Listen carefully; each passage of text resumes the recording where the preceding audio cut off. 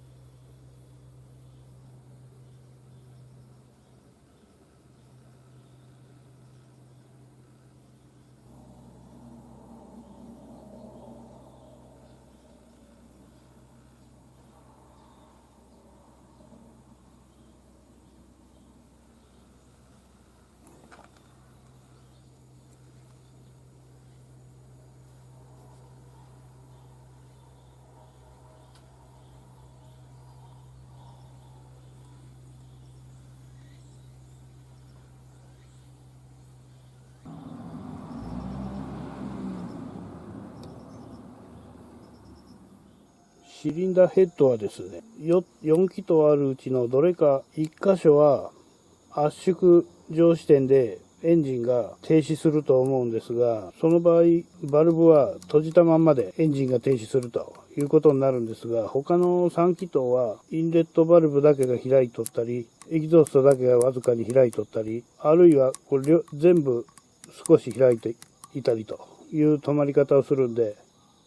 このバルブとシリンダーヘッドのバルブシートが密着していない状態でエンジンが停止しているということになるんで、このバルブシートの接触面が空気にさらされているんで、何か錆が発生している可能性が高いと思いますんで、バルブを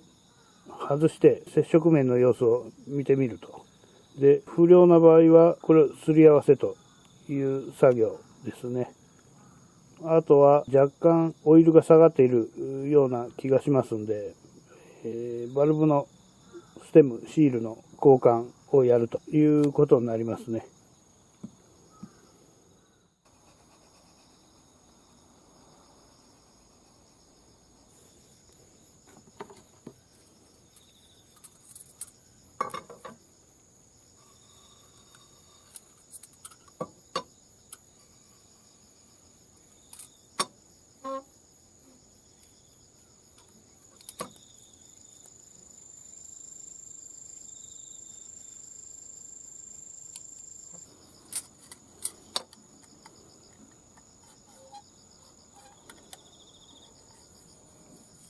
ちょっと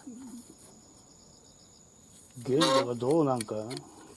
ギリギリ0.03 ミリ、ギリギリどうだろう。この辺はいいわな。この辺いいですね。なんとかいけるかな。ギリギリ 0.3 でギリギリか。ギリギリどうかないう感じですね。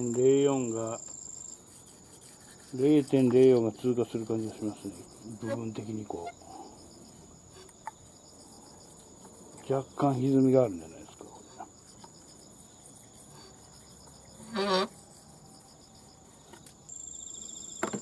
ギリギリ歪んどるという感じですね。真ん中が上がってどっちかが下がっていると。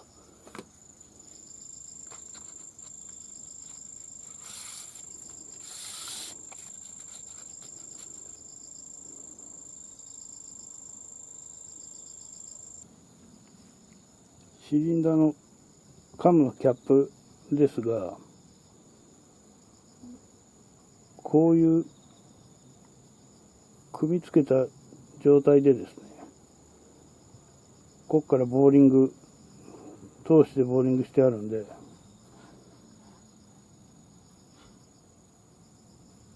これがここへ行ったり、これがこっちへ行ったりしたら、この穴の新エンドが狂うと。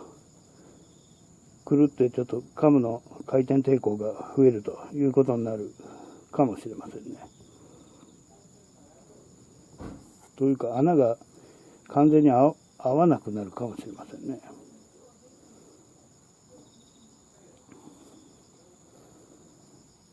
これはヘッドが前後で2つありますんで、こっちの部品が向こうのヘッドに行ったり、そういうことになっても、ヘッド1台ずつ加工してあるんで、狂うということになりますね。なので、これはもう、この位置から変わらないようにしないといけません。これなしで売っているヘッドとか、もう使用不能だし、人がばらしてカムを取ったヘッドというのは非常に怪しいものになりますね。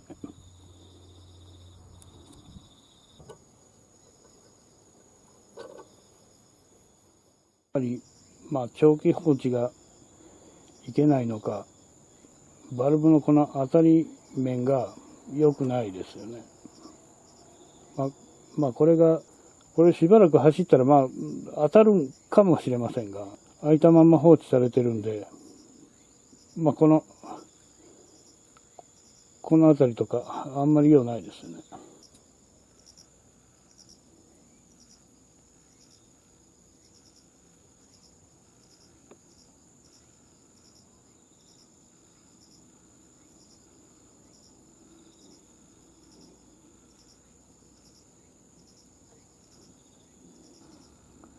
ここが一番悪いかもしれませんね。